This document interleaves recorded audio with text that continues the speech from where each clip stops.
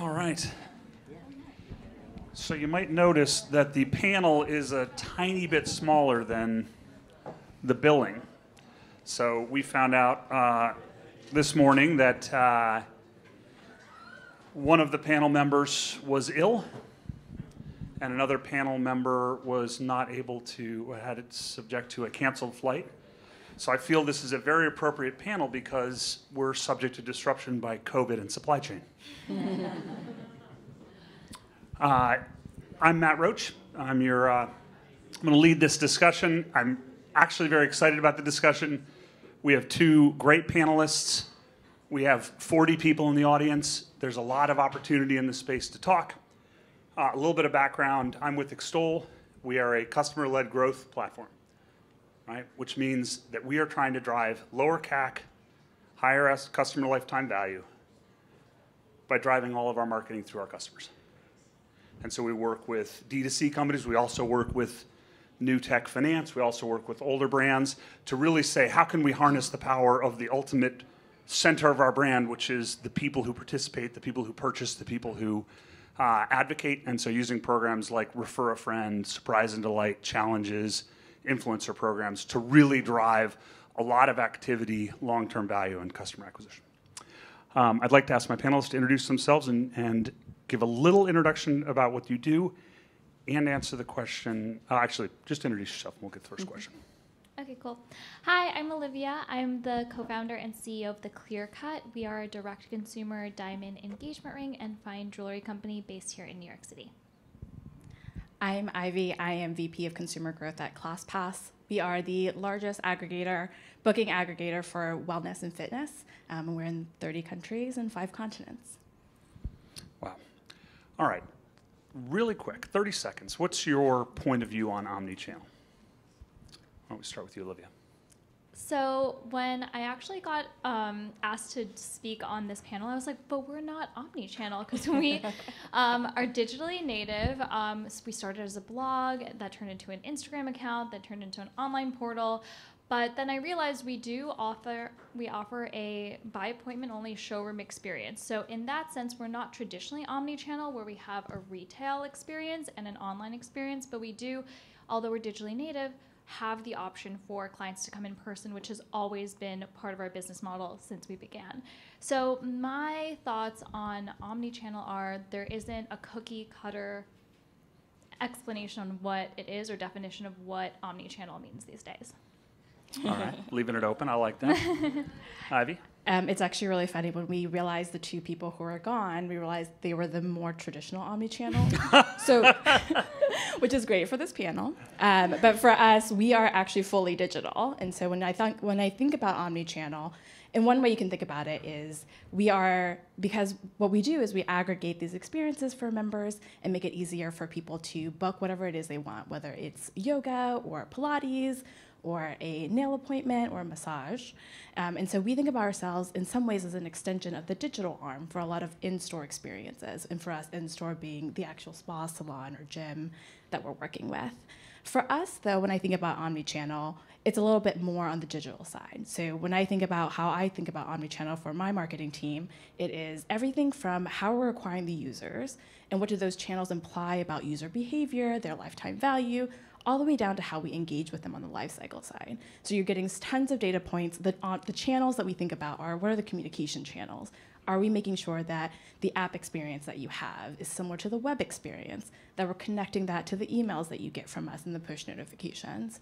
So for me, omnichannel is about making sure we're collecting all the data points across that lifecycle and using it in a really smart way so that we're giving you the content and the recommendations that make sense for you, that engage you and keep you on the platform. I think that is excellent. Thank you. Yeah, I mean, prepping for this panel on omnichannel, it didn't even dawn on me that it would be, what are the channels we engage you in? What are the channels that we transact with you in? What are the channels that we ask you to even advocate or influence on? I have to admit, I definitely Googled it. So that does come up on Google if you search omnichannel. Now you make me feel even more foolish. Thank you. Yeah. All right, so stores, in-store, and you know, to the extent that I know that we don't have the full panel, but do you think that stores are about a kind of a customer experience creation, or are they about it's too expensive to buy media on Facebook, Google, IG, so maybe a store will be cheaper? Like, what's the right way to think about it? Or for any one of these channels, is it a CAC question, or is it a customer experience question, or how would you look at it? So how we approached it is we didn't go traditional retail. All of our products are pretty expensive. Most of them are bespoke. Everything's made to order. So having a traditional retail space was always something we thought about, and we're like, okay, well then we would need a lot of security, we'd need insurance, we want all of our clients to work with experts, so that's going to be hard to find, and a ton of inventory, and we have a made-to-order model. So we decided, and it just happened naturally, that we have a by appointment only showroom that helps a lot of our clients 80% buy completely remotely, but it is a very, expensive purchase. It's a very significant one that a lot of people want to be involved in person, seeing, touching, feeling. So I think we had to always offer that option. And it does help, I think, with a lot of people's customer experience and moving forward. So how do you describe the difference in customer experience? Because I think this is really important, that part of this not being digital is saying, okay, if we're right next to each other, how does this change the way we're interacting? Do you guys measure that? Do you look at it? What story do you tell about that experience?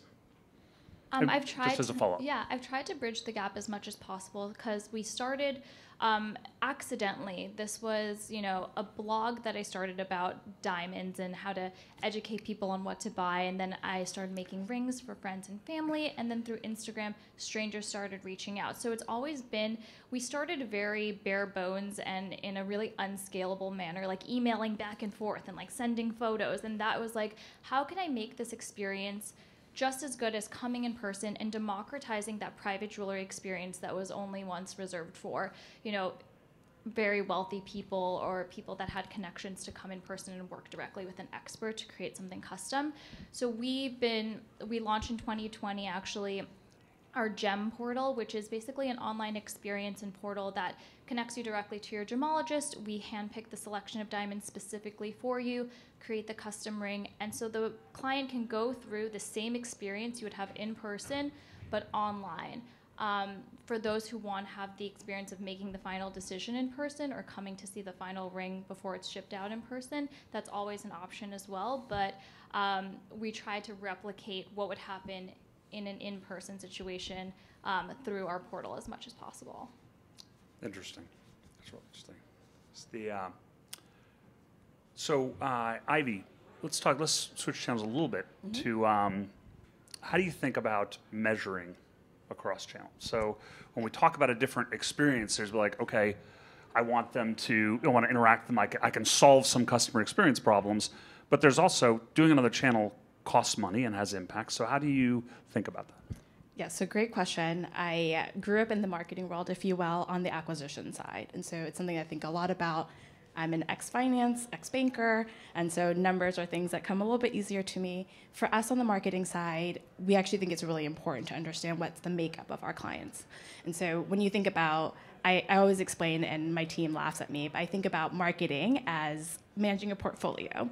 And so we build the base of our user acquisition in terms of who comes in organically. So we're capturing those who already know about ClassPass through word of mouth or just because of high brand awareness. Those are great. You don't have to pay for those impressions. Then you can also try to capture folks through folks who are just looking up things like yoga near me. So we put a lot of effort into SEO and trying to get those folks in. That's a high upfront cost. It's much more technical. It's longer tail. But once you get it going and you have that flywheel going, it kind of pays for itself. And then the next layer in terms of, I think about low to high cost. And so the next layer for us is email capture. And so we all know the value of having a user list on email, or if they're push enabled, and being able to work the email list. So keeping in contact with them, figuring out really smart ways and how to time when you talk to people about joining. And it's always timed to when you would expect people to be excited about fitness. So obviously New Year's, everyone's kind of in the new year, new me mindset. We've also found September is a really big high season for us, so kind of the back to school mindset resetting after the summer. And so we do a lot of email campaigns around there. And that is, again, once you kind of acquired those users, fairly low cost.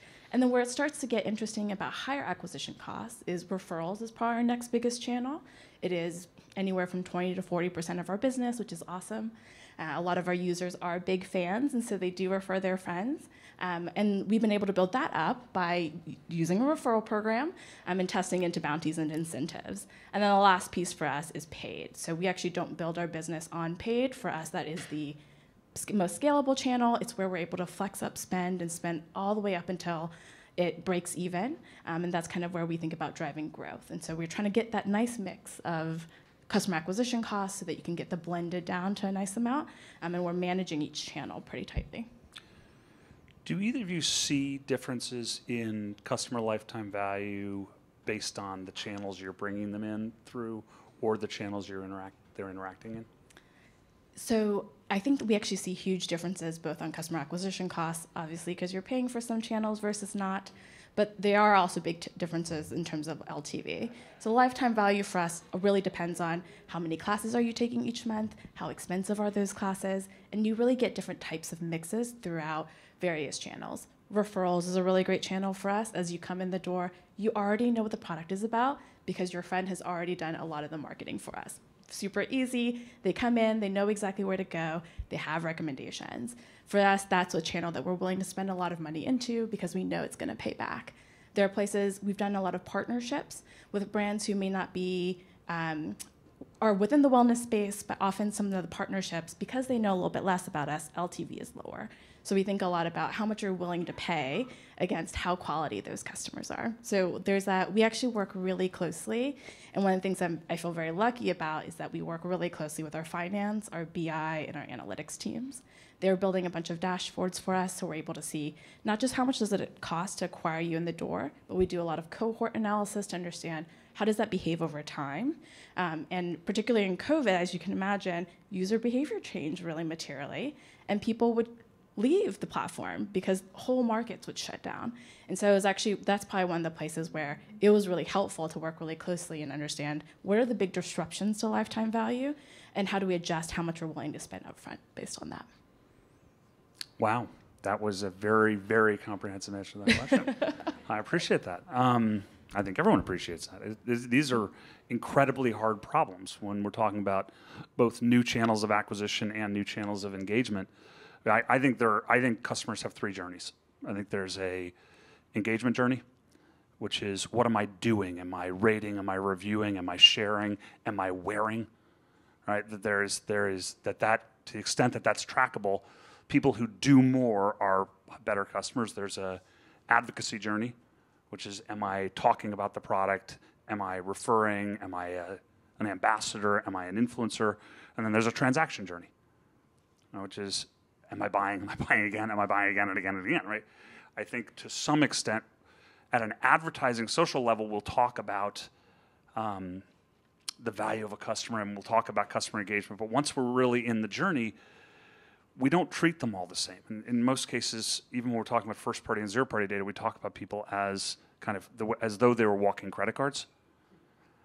And we don't think about them as being more valuable because they're more engaged. Like, would you pay for a customer? Would you pay more for a customer if you knew that customer was going to write a review about you or share on Instagram or et cetera? I mean, yeah. And have you? Definitely. I would say that for us, when we think about customer lifetime value, we started as like an educational like content platform, and we built like a really, really strong community of people that are obsessed with diamonds, jewelry, getting engaged, marriage. So we always joke that the engagement ring is kind of like the gateway drug to like the rest of your fine jewelry purchases. So that led us to, launch our wedding band collection and our fine jewelry collection so we could extend that lifetime value. And what we realized is a lot of people are engaging with our brand and purchasing even before they're at that point that they're getting the engagement ring. So they're buying like the gold hoop, something more accessible, working towards that. And the number one way people find out about us after, Instagram or TikTok is through word of mouth. Because you get engaged and you are posting all about it. We have all of our couples that get engaged do a clear-cut couples story. So we post their proposal story, feature them on our social platforms, and people share that with their friends. And they're like, look at my beautiful ring, celebrate me. And everyone's like, where did you get it? So it's the best way. And we love using our user-generated content and people talking about the product. Did you want to make a comment? Well, I was going to say, it's so true. There's so much about, actually 80% of people who join ClassPass, they said that they've heard about ClassPass from a friend. And so they may not all come through the referral channel, but a lot of it is about word of mouth.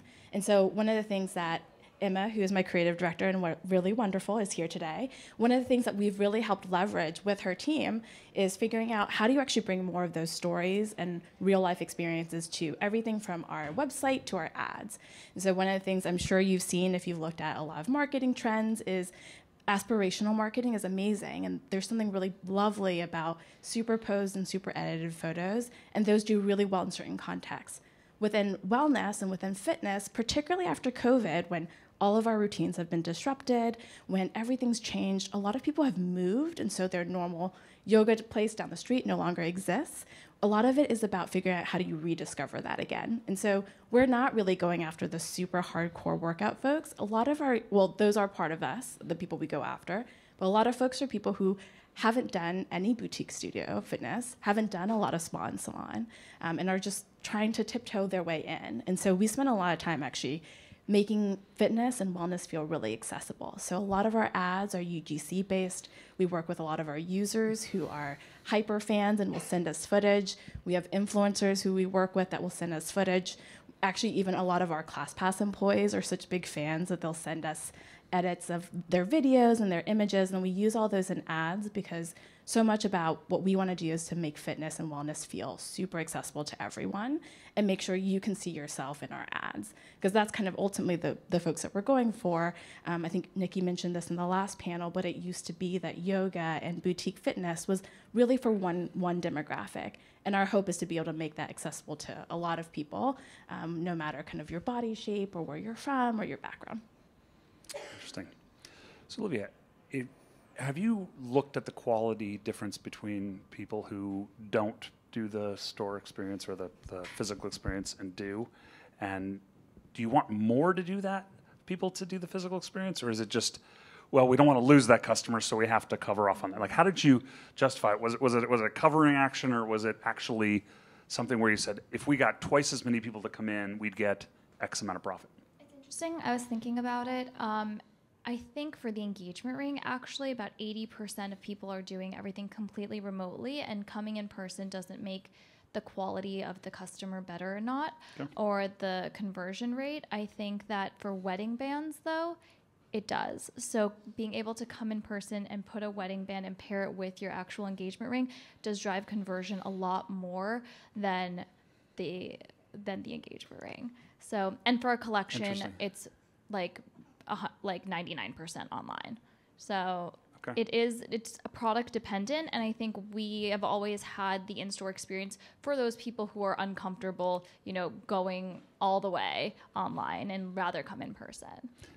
Interesting. And was it, can you give us any sense of the story of how did you decide to do that? Or was that very early on you knew you were going to do it? Or was it guys, we think we need to do this? How did you make the decision? So it was very early on, because how we started was I went to GIA, which is the Gemological Institute of America. I come from 4 generations of diamond and jewelry people in my family. And then after that, I started working at Tiffany in their retail store on the engagement floor. And that's where I got that retail kind of experience working with customers. And then I started working in wholesale. And that's when, our friends and family would be like, hey, want an engagement ring? Do you know a guy that can get you a good deal? And I was that guy. So I started by meeting with clients in person, picking out their rings. And then, through social media, strangers started following the account, asking if we could create their rings. So I always started in person, and then it was kind of simultaneous. So I never thought to not offer that experience. Interesting. So let's switch gears for a second. I want to talk about kind of incentives. So if different channels have, or different modes of interaction or different sources have different quality, have you thought about or deployed incentives to try to get people to act that way? Because again, if there's more than one journey, the transactional journey, we all know, let's put up a welcome offer.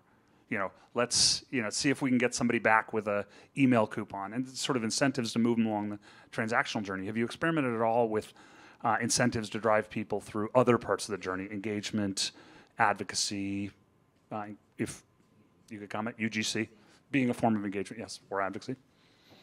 Yeah, I think the biggest place where we do a lot of this testing is around referrals. And so I, full disclosure, ran the referral program, and so is particularly a favorite spot of mine. But a lot of the testing that we've done on the referral side is you can actually predict pretty well who is going to be a good referrer. And it's probably what you'd imagine. It's folks who've been on the platform for a really long time. They actually use one of our higher tier plans because they're taking a lot of classes. And so we've actually started to do a bunch of testing into what's the right bounty to give to folks at each layer. And so we're still fairly early stages and doing some of this additional referral testing. But you can imagine if you have someone who's later life, they've been on the platform for several months, a year plus, you'd be willing to give them a higher referral bounty because you know the quality of the person they bring in will be better. We've also done a bunch of testing on the life cycle side as well. So we do some incentives around if we see that you've been doing a lot of classes and you're actually hitting the max of the number of credits, you're running out of credits each month, we try to incentivize you to upgrade into the next tier. But the interesting thing about the fitness and wellness world is you don't always actually need an incentive. A lot of it is just psychological. So there's a lot of kind of gamification of, we've actually a really old test, and so this probably doesn't land well now, but an old test that we did was an upgrade campaign, and it was like a little like 1990s like Nintendo game cartoon, and it was like, it's time to level up, and that actually did really well. I think people kind of felt this sense of accomplishment. So a lot of it is actually, it's not just monetary incentives. It is leaning into user psychology, into game theory, and getting people excited about the gamification of what you're trying to do. A lot of it can even be as simple as just like we actually have achievements. So once you've like hit 5. Like badges? Yes, we have badges, which work really well. Olivia, would you like to comment? I'm a class user, so I know. But yeah, no, so we actually find like those things are actually just as important as monetary incentives. People actually love the badges. We like have them animated. We make it super easy to share. It's not as exciting as getting engaged, but people will post like, oh, I've hit 100 classes on ClassPass, and that's amazing. And you see a lot of other fitness classes doing that too. Like Peloton has made a name and having the Century Club. I have a Century Club shirt too. And so I think there is something really great about adding incentives. A lot of incentives that aren't just monetary. So would encourage you to kind of think about those as well. Olivia, do you want to comment? Yeah, I would say incentives for us, when we get that engagement ring client, the goal is to make sure they get their wedding bands from us. So building out incentives so that they always come back. So we are building out a loyalty program now to get people to continue to buy online as much as possible. But right now we do have perks for our clear-cut couples and brides where they're the only ones that can like rent jewelry from our collection at any time for their wedding day, or they can have like exclusive like try-on experiences in store, and we do welcome gifts for the first and second purchases, like a gift with purchase from online over a certain value. So we're trying to work out the best way to also, people are referring, and it's great, and we're not incentivizing them to share their stories or refer clients because it does come so organically, but we're always trying to find new ways to like unlock that lifetime value and to have them talk about the brand more. It's actually a really good point, because one of the things we think a lot about is we started in 2013 fitness only. In 2018 we expanded into wellness, so it's mostly spa and salon, but our user base is 99% fitness folks. They actually don't think of ClassPass and think about spa and salon. And so one of the things we've been testing into is to the extent that you're a brand that is mostly known for one type of product or one product line, there is actually a lot of value in incentivizing them to try something different. And so a lot of what our lifecycle team has been testing is looking at all these traditional fitness users, how can we incentivize to do something on the spa and salon side? For us, it's something as simple as saying, hey, for those who are taking a really intense HIIT class, do you want to pair it with a massage or like a cryo appointment? And we'll offer you some sort of discount on your first session so that it makes it a little bit easier to get over the hurdle if that's not something you typically do. The more that you can unlock people using not just one vertical, but 2 verticals or more, we do find that that's a much higher lifetime value. That is a great point. That is something I'm hearing a lot more, and is the concept of these segments that are kind of natural step functions in a customer value, where it started, I remember, I think it was Freshly we were working with, where they're like, if they hit 7 meals, like their LTV doubles. right? And so you're like, not at 6, not at 5, not at 5, and at 7, right? And so the goal would be to get more 7s, right? And I presume that when you were talking about getting the wedding band as well as the ring, that is one of those. Are there other sort of levels or plateaus that you try, not plateau, levels that you want to get a higher percentage of your customers to? Because once that you get your engagement ring and your wedding bands, you're like pretty like a loyal part of like the Clear Cut family. And then you're like, I definitely want my wedding jewelry, my like anniversary gifts, my push presents to all come from here. So we want to kind of be this generation's like jeweler for life, where you think of like investment pieces to celebrate big occasions, or just like treating yourself being like the destination for that. And have you tried to use incentives in any way to move people to these levels, or is that what you're talking about before? Yeah, that's what we were referring to. Okay. I get a sense these days that I mean, I don't know how you guys all feel it, but incentive may be the next, one of the next frontiers of brand, right? So let's be clear, most retailers and financial services use coupon cannons, right? It's just like, how many coupons can I send out in a year as a way of, and that's their incentive strategy. And the strategy is, do I do percent versus dollars? Right, and this concept of the gamification of badges, of potential gift with purchase, experiences, meeting people, talking to people. I just wonder whether that is kind of the next phase of branding, is talking about how do these incentives really reinforce who you're trying to be. Do you guys agree, disagree, vehemently disagree? Yeah, I think we've tested a lot of incentives, gifts with purchase, things that had very little relevance to ClassPass, just to see if we can get someone over the line. And the place where we've seen incentives work really well is if it does feed back into your product. So a lot of the incentives that we give is extra credits or a percentage of your next appointment. So we're not taking you off and giving you an Amazon gift card, which I love, but it's not getting you to spend more on ClassPass. And so actually now that we're part of MindBody, we've been testing a lot of incentives on the MindBody consumer side as well. And a lot of it is, how do you get them to invest more within the ecosystem? And so those are places, and that's also why things like achievement badges and whatnot actually work really well outside of the monetary side, is because it gives people pride in what they're doing and they're able to post it. It becomes more part of their life and their ecosystem. I agree. I think that as long as you continue to bring it back to your core product and you're not going like too far off, like we were toying with ideas like discounts on like nail salons and things like that. But I think people really care about, incentives towards your core product, being able to, if you're going to have a discount, like something that's bringing it like a store credit to another purchase, like at the Clear Cut, things like that. So you're not like going too far off the rails. Interesting. Before I run out of time, is there anyone have questions or want to weigh in on any of these? Is this interesting to you guys? Yeah. Okay. I've got a question. Yeah. I'm just curious, MindBody, ClassPass, can you sort of explain, did you say that again? Oh, no, I haven't. So MindBody acquired us in, correct me if I'm wrong, October. It was actually great because it was the week I came back from maternity leave. So never a dull return from maternity leave for me. Traditional software company. Yes, it's a traditional software company. And it's actually really nice because they are a B2B, they're a SaaS company, very nice, stable business. They have a footprint in a lot of places that we're not in.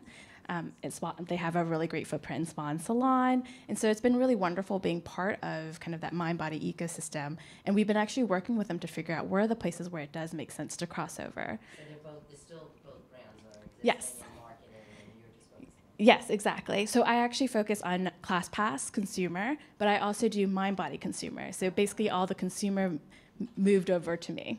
So it's actually really exciting because the audiences are actually pretty dissimilar. There's maybe like a 10-15% overlap. ClassPass is often people who are very new to fitness or spa and salon, and we're just introducing them to the world. MindBody consumers are mostly folks who are loyalists. They're booking at their specific salon. And so it's actually two very different surfaces to play in. Do either of you work with partner companies, with advisory service, anybody that is a third party that's not a customer to drive traffic other than just publisher affiliates?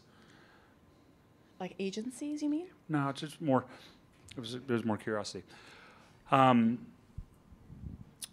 last question I wanted to have is one of the basic tool we're talking about in terms of driving this behavior, and I know I've gone wildly off topic, but I'm having fun. As long as you guys are still with me, then fired up. Is the concept of we're trying to motivate behavior. This whole idea of moving people down journeys, of getting them to these sort of higher value, longer term value. And then there's this balance between what I'll call a challenge, which is do this, get this, or do this, get this badge kind of thing, or surprise and delight. So an example of a surprise and delight was one of the food delivery services for people who successfully referred 3 or more people at the end of each quarter. Excuse me, the top 50 ambassadors, they sent special food gift boxes with a hashtag on the lid, right? And when they got them, they inevitably took the picture and put the hashtag. So it was a self-reinforcing. But there is this interesting balance between a challenge, which some, will say like, well, it feels transactional. Is it authentic? Versus surprise and delight, which is like, we still want to recognize you. We just don't want it to feel like, we want to feel like it's a date, not. So is there anybody, have you had any experience with those two? Do you have a point of view on them? We haven't done like challenges or anything. I think for us, because our product is like a physical product that is like very expensive and a lot of it's sentimental. Like the main importance that we put is that there's like quality craftsmanship and a great customer service experience, and that's what really gets people coming back. In terms of like surprise and delight, we try to make our packaging and like like our products, like our tote bags and like how you open your ring, like as fun and playful and to the brand as possible. So you're always opening something up. There's a cute note. There are like fun little like diamond sayings. So we try to keep it like light and fun, kind of like the brand that we have online too. Nice. We've done some surprise and delight campaigns. We have class passes done in credits, so various classes and appointments are different credits. We had a program that was called the Credit Fairy Program, where we internally called the Credit Fairy Program, where we were sprinkling credits as surprise and delight for various actions. And I think that worked well, but I think when you look at user journeys and how people are behaving on the site, a lot of it is actually less so a challenge, but just progress. So a lot of times we find that if you show people hitting certain milestones and really celebrating those, it is like these positive psychology nudges. And so those tend to work better for us than kind of either an outright challenge or surprise and delight, just kind of supporting users as they're going through their journey and encouraging them as they hit each next milestone. Awesome. We have less than a minute left, and I want to make sure, is there anyone who has a question on any of these topics? Comment, experiences, random noises. Love it. All right, well, I really, really appreciate you guys' time. I appreciate your filling in for the missing man on this one. I think it was very, very interesting. Both your businesses are very interesting, and it's very funny. I led a panel 15 years ago at literally the first Pinterest, Instagram conference. Like somebody thought this was going to be a big thing and I'll do it. The entire panel was men. And I always think back to how wildly off that panel was and just how much better things are right now. I mean, the ideas, the interaction, the points of view are just so much better. So I appreciate all of you here and I appreciate our participants, and thank you. Thank Thank you. you.